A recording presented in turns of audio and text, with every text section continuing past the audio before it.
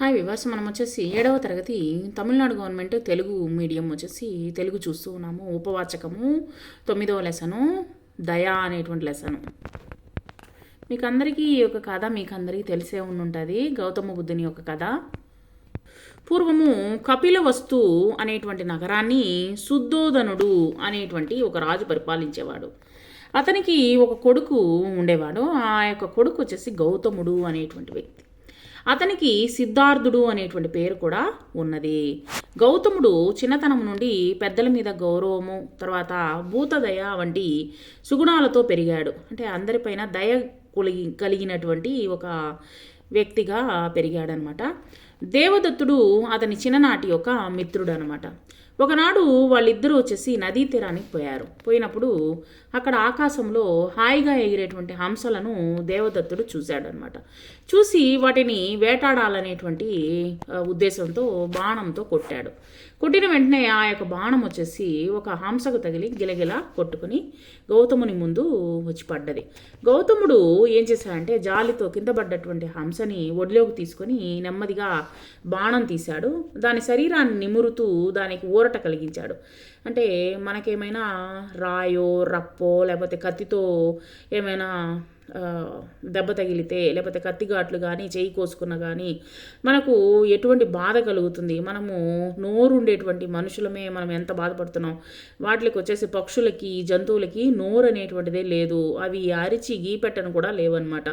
కాబట్టి ఆ యొక్క నోరు లేనటువంటి జీవాన్ని వచ్చేసి తనని ఊరట కరిగించే దానికోసంగా శరీరాన్ని నిమురుతూ ఉన్నాడు ఈ యొక్క గౌతమ బుద్ధుడు.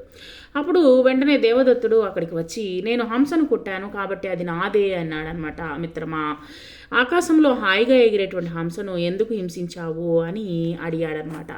జీవహింస పాపం కదా అంటూ హంసను ఇవ్వడానికి గౌతముడు ఇష్టపడలేదు. దాంతో వాళ్ళ కొట్లాట రాజు దగ్గరికి వెళ్ళిందనమాట. రాజుగారి దగ్గరికి పోయింది. ఇద్దరు రాజా ఆస్థానంలోకి పోయారు. న్యాయవాది దగ్గరికి విన్నవించారు. దేవదత్తుని బాణం వల్ల హంస చచ్చిపోతే అది అతనిది అయ్యేది. కానీ భూతదయతో గౌతముడు దాని ప్రాణాన్ని కాపాడినందువల్ల అది గౌతమునిదే అవుతుందని న్యాయవాది తీర్పు చెప్పాడు. ఈ తీర్పు దేవదత్తుడు సంతోషపడలేదు. వెంటనే న్యాయాధికారి ఒక పీటను తెప్పించి దాని మీద హంసను ఉంచమన్నాడు. గౌతముని దేవదత్తుని విడివిడిగా హంసను పిలవమన్నాడు. అది ఎవరి దగ్గరకు పోతే అది వారిదే అవుతుందని చెప్పాడనమాట. మొదట దేవదత్తుడు హంసను పిలిచాడనమాట. అతని కోపంగా చూసేటువంటి చూపుకి, కఠినమైనటువంటి పిలుపుకు హంస అనేటువంటిది రాలేదు, దాని దగ్గరికి రాలేదు. గౌతముడు ఆప్యాయంగా హంసను పిలవగానే ఆ హంస అతని ప్రేమపూర్వకమైనటువంటి పలుకులకు ఎగిరి వచ్చి చేతిపైన వాలింది. గౌతముడు అహింసా పద్ధతికి సభలోని వారంతా చప్పట్లు కొట్టారనమాట. సో రాజు న్యాయాధికారి సంతోషించారు. కాబట్టి ఈ యొక్క కథ ద్వారా మనం తెలుసుకున్న నీతి ఏంటి? నీతి కాఠిన్యము కంటే ప్రేమ, దయ ఉన్న వాళ్ళకే అందరి మన్నన దొరుకుతుంది. కాబట్టి కఠినంగా వ్యవహరించకూడదు, ప్రేమగా దయగా అనేటువంటిది ఉండాలి అనేటువంటిది ఈ కథ ద్వారా మనము తెలుసుకున్నాం. తర్వాత కొన్ని సూక్తి మాటలు ఏంటంటే ఈ యొక్క లెసన్ ద్వారా సమస్త ప్రాణకోటి ఎడల దయ కరుణ కలిగి ఉండడమే నిజమైనటువంటి ధర్మము, నిజమైనటువంటి మతము అనేటువంటిది గౌతమ బుద్ధుడు చెప్పడం జరిగింది. తర్వాత 7వ తరగతి ఉపవాచకము తమిళనాడు గవర్నమెంట్ తెలుగు మీడియము దయా అనేటువంటి లెసన్ని మనం చూస్తూ ఉన్నాము. ప్రశ్నలు జవాబులు చూద్దాము.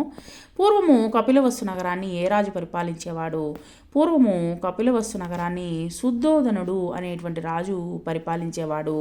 గౌతముడు ఎటువంటి సుగుణాలు కలవాడు? గౌతమునికి మరొక పేరు సిద్ధార్థుడు అనేటువంటి పేరు ఉంది. గౌతముడు చిన్న తనము నుండి పెద్దల మీద గౌరవము, భూతదయ వంటి సుగుణాలతో పెరిగాడనమాట. దేవదత్తుడు ఎవరు? దేవదత్తుడు గౌతముని చిన్ననాటి స్నేహితుడు. మిత్రులిద్దరూ నదీ తీరానికి వెళ్ళి ఏం చేశారు? మిత్రులిద్దరూ నదీ తీరానికి వెళ్ళి అక్కడ ఉన్నటువంటి ఆకాశంలో హాయిగా ఎగిరి హంసలను దేవదత్తుడు చూశాడు. వాటిని వేటాడాలని బాణంతో కొట్టాడనమాట. ఆ బాణం ఒక హంసకు తగిలి గిలగిలా కొట్టుకుంటూ గౌతముని యొక్క ముందు పడ్డది. గౌతముడు జాలితో కింద పడ్డటువంటి హంసను ఒడిలోకి తీసుకుని నెమ్మదిగా బాణం తీశాడు. దాని శరీరాన్ని నిమురుతూ దానికి ఊరట కలిగించాడు, అంటే నొప్పి బాధని తగ్గించాడనమాట. న్యాయాధికారి ఏమని తీర్పిచ్చాడు? మిత్రులు ఇద్దరు రాజాస్థానంలో న్యాయవాది దగ్గరికి విన్నవించుకున్నారనమాట. దేవదత్తుని బాణం వల్ల హంస చచ్చిపోతే అది అతనిదే అయ్యేది, కానీ భూతదయతో గౌతముడు దాని ప్రాణాన్ని కాపాడినందువల్ల అది గౌతమునిదే అవుతుంది అని న్యాయవాది తీర్పును చెప్పాడనమాట. Thank you very much.